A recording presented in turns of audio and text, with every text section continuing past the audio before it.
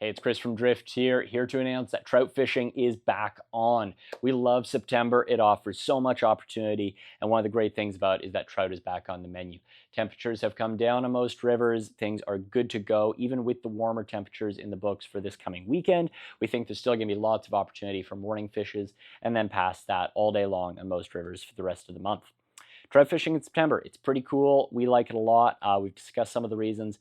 Big thing, those fish are unpressured. We've been off fishing for bass and carp and pike and stuff the last few months, and those fish largely undisturbed now. So when we get back to the rivers, they're pretty willing to eat. Another great thing versus the actual trout opener in April is it's warmer. So if you think about trout opener, usually in April, it's cold, it's snowy sometimes, the water's high, it's hard wading. We're working a lot for our fish. This time of the year, the water's a lot lower, it's easier to wade, there's a lot more bug activity and a lot more fish activity. So it's a terrific time to get on the river. That said, there are some nuances fishing this time of the year versus in the spring, so we thought we'd cover those for you today. First thing to be aware of, the water is a little different. So as much as the water is lower, which makes fishing great and a little easier in some ways, those fish are a little spookier sometimes. So when you are approaching water, especially those smooth, glassy, calm, quiet pools, try and take your time working up to them. Wade a little slower, a little softer, take your time getting into position.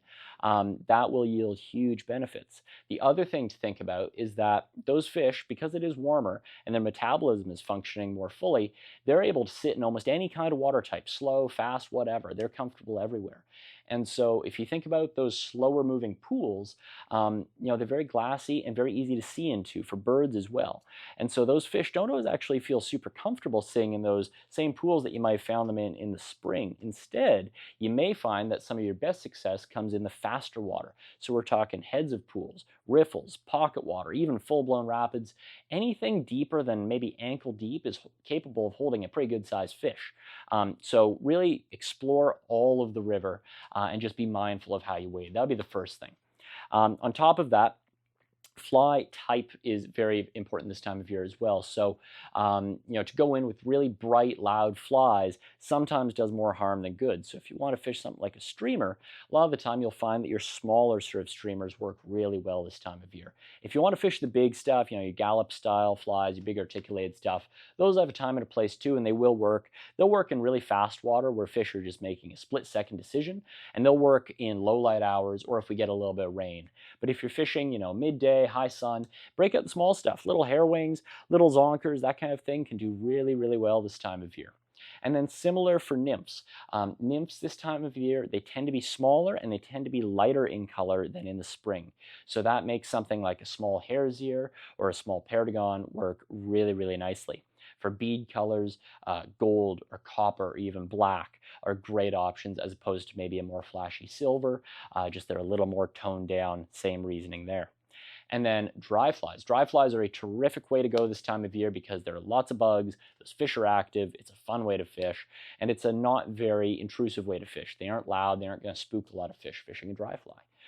So there's different ways of attacking that. Most of our rivers do have a blue-winged olive hatch in the fall. These tend to be small blue-winged olives, small mayflies. So you're talking size 20, 22, even 24 some places. If you like the small stuff, awesome. If you don't want to trouble yourself with the really small, then you can also fish something like larger Isonychia patterns or larger caddis patterns. So an Isonychia being a relatively large size mayfly, they might be 12, 14 this time of year. And then caddis anywhere from larger size 10s and 12s even, all the way down to 18s can be a really good way to go too. And the great thing about those bugs is that they'll be around all day long in a lot of places, so you can really just tie one on and fish with confidence wherever you're at. The other way, and you've heard us talk about this before, that you can fish for these fish on the dry that's really fun is terrestrials. So these are land-dwelling insects that then fall into the river and become trout food. So we're talking about things like grasshoppers, crickets, beetles, ants, anything like that. Again, awesome thing about that is it's not exactly a hatch. These bugs are just ending up in the water, and so there's no wrong time to fish them. The other cool thing is that they're pretty clumsy bugs. If you think about a grasshopper falling in the river, it makes a whole bunch of noise and is all clumsy. Means your presentation doesn't exactly have to be on point for these bugs. You can slap them around, act like a big bug that fell in the river, and you'll get some pretty big aggressive eats on them.